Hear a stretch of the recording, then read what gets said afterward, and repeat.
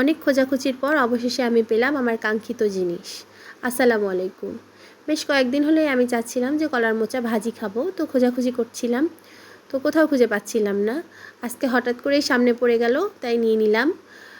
আর বানাচ্ছি যখন ভাবলাম আপনাদের সাথে একটু ভিডিও শেয়ার করি। অনেকেই খেয়েছেন, আবার অনেকে খাননি, তো অনেকের সুবিধার্থেও আমি জিনিসটা শেয়ার করলাম আর কি। তো প্রথমে আমি কলার ফুলটা কীভাবে বেছে নিতে হয় সেটা দেখাচ্ছি। এই যে প্রথমে একটা এর মধ্যে কাঠির মতো থাকে, আর একটা প্লাস্টিকের মতো, এই দুটো উঠিয়ে নিতে হবে। এইভাবে প্রত্যেকটা ফুল থেকে একটা একটা করে কাঠি আর একটা করে প্লাস্টিক কিন্তু বের হয়ে আসবে। তো একটা একটা করে ফুল নিয়ে খুব মনোযোগের সহিত বাছতে হবে। কোনো রান্নাই সহজ না যদি আপনি সেটা মজা করে খেতে চান। অবশ্যই আপনার সময়, ধৈর্য দুটোই দিতে হবে। তবেই আপনি একটা সুন্দর পারফেক্ট একটা রান্না পাবেন এবং খেয়ে আপনি তৃপ্তি করে খেতে পারবেন, মজা পাবেন। তো এইটা ফুলগুলো ততক্ষণ না আপনি তুলে নেবেন যতক্ষণ না পর্যন্ত এই ভিতরের অংশটা ছোট হয়ে আসে এবং খুব নরম হয়ে আসে। আমি আমার হাত দেখাচ্ছিলাম যে এটা কাটলে কিন্তু অবশ্যই আপনার হাত কালো হয়ে যাবে। পরে অবশ্য লেবু দিয়ে পরিষ্কার করলে এটা সহজেই চলে যায়, ওই জন্য আমি টেনশন করি না। যাই হোক, তারপর এই যে এই অংশটা আমি চাকুর সাহায্যে খুব ভালোভাবে কেটে নিচ্ছিলাম। চাইলে আপনারা বটিতেও কাটতে পারেন, আমি আপনাদের সুবিধার্থে দেখিয়ে দিচ্ছি। একটা কেটে দেখাইছি, আবার আরেকটা দেখাচ্ছি। এটা কিন্তু খুবই নরম, খুবই সফট, কাটতে কোনো ঝামেলা নেই, বাছতেই শুধু একটু ঝামেলা। ফুলগুলোর ভিতর থেকে যে কাঠিটার প্লাস্টিকের মতো অংশটা, এটা বাছতে একটু সময় লাগে।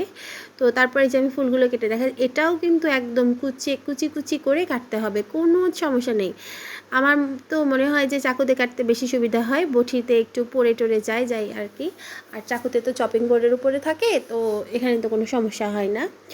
যাই হোক আর কি, আমি এই যে ফুলগুলো কেটে নিচ্ছি খুব সহজেই। এটা একদম ঝুরি ঝুরি করে কেটে নিতে হবে। আমি কিন্তু আগে ধুয়ে নিয়েছি, তারপরে কেটে নিচ্ছি, কারণ কাটার পরে ধুতে অনেক সমস্যা হয়। তো তারপর আমি একটা পাতিলে পানি গরম করে নিয়ে তারপর একটা স্টেইনার দিয়েছি, দিয়ে তারপর এই মোচাগুলো সিদ্ধ করে নিয়েছি। আপনারা দেখতেই পাচ্ছেন। এটা যদি আমি ভাপ দিয়ে নিই তাহলে এটা আগেই নরম হয়ে যায়। এটা রান্নার পদ্ধতিটা এটাই আমার যতদূর জানা।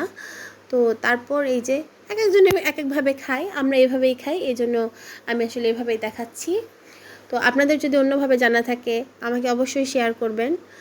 তারপর এই যে আমি পেঁয়াজ মরিচ একটা প্যানে তেল গরম করে তার মধ্যে ভেজে নিয়েছি। তার মধ্যেই ভাপিয়ে রাখা মোচাটা পানি ঝরিয়ে তারপর এর মধ্যে দিচ্ছি, দিয়ে খুব ভালোভাবে ভেজে নিচ্ছি। এটা গোল্ডেন ব্রাউন কালার হয়ে যাবে ভাজতে ভাজতে, আর জিনিসটা অল্প কমে আসবে। এই তো আমি ভাত খাচ্ছি। আসলে কি যে বলবো, এত মজা হয়েছে।